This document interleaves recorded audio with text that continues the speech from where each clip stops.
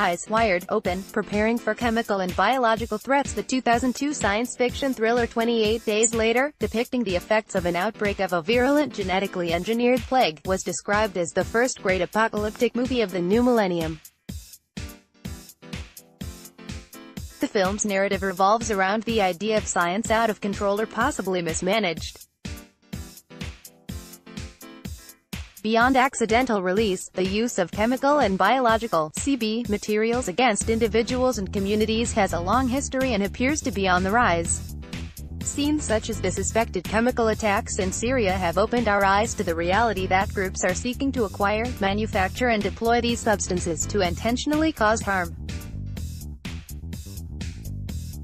Since 2001, a number of CB incidents have drawn worldwide attention, including anthrax in the U.S. mail system, ricin-laced threat letters, well-documented assassinations with polonium-210, and the use of nerve agents and mustard gas in Syria and Iraq. But do we, as a nation, really have our eyes open to the reality of the threat?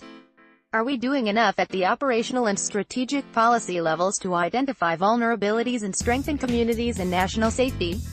In 2014, ISIS posted a video urging its followers to poison Westerners through food or water, in addition to using vehicles as weapons. This time stamped a string of terrorist attacks and threats across the globe, outlined in several news outlets. Countries such as Germany, France, England, Turkey and Indonesia took steps to prepare for such atrocities. In March this year, the UK intelligence community expressed mounting concerns that ISIS affiliates were planning to produce and use ricin and anthrax in the UK, targeting food and water supplies. Recent police raids in Cologne, Germany, have uncovered evidence of a plot to acquire and manufacture ricin with a clear intent to cause harm in a terror-related attack. That the street finds a use for new technologies and that the dark web is a viable means of bringing vendor and client together should be ringing seriously loud warning bells. The capability to acquire the materials, equipment, information and expertise to manufacture super-toxic materials was once the domain of national programs. A concern for Australia, and of course globally, is that it's becoming easier to get precursor materials and to find information on how to create toxic substances that can be used as weapons. We need to improve our understanding of the nature and potential use of these materials and information in the wrong hands. Let's consider an example. The potent biological toxin ricin is derived from the seeds of a plant that grows wild in Australia and many other parts of the world.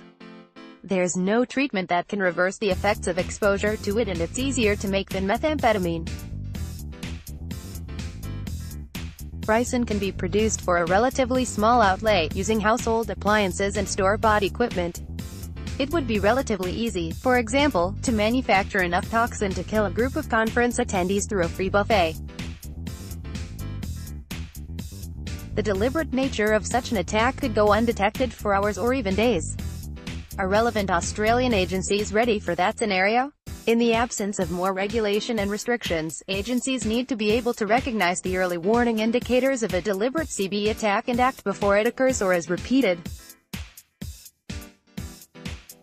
Finding a needle in a haystack is always easier in retrospect. Australian policing and intelligence agencies, along with relevant biosecurity and regulatory agencies, need to apply as much joined-up capability as possible to detect, protect against and respond to threats before any harm can be done. One challenge is that, unlike most toxic chemical agents, the release of biological or radioactive materials may go unnoticed for days or even weeks. The public and animal health surveillance systems will be important for alerting agencies to the occurrence of something unexpected. Such an event would have cascading effects on the community, its infrastructure, economy and psychological well-being. Instead of preparing for the unthinkable, we should focus on developing and strengthening the systems and networks that will ultimately be required to detect, respond to and recover from intentional uses of CBE materials. We need to have eyes wired open to real and rapidly advancing threats.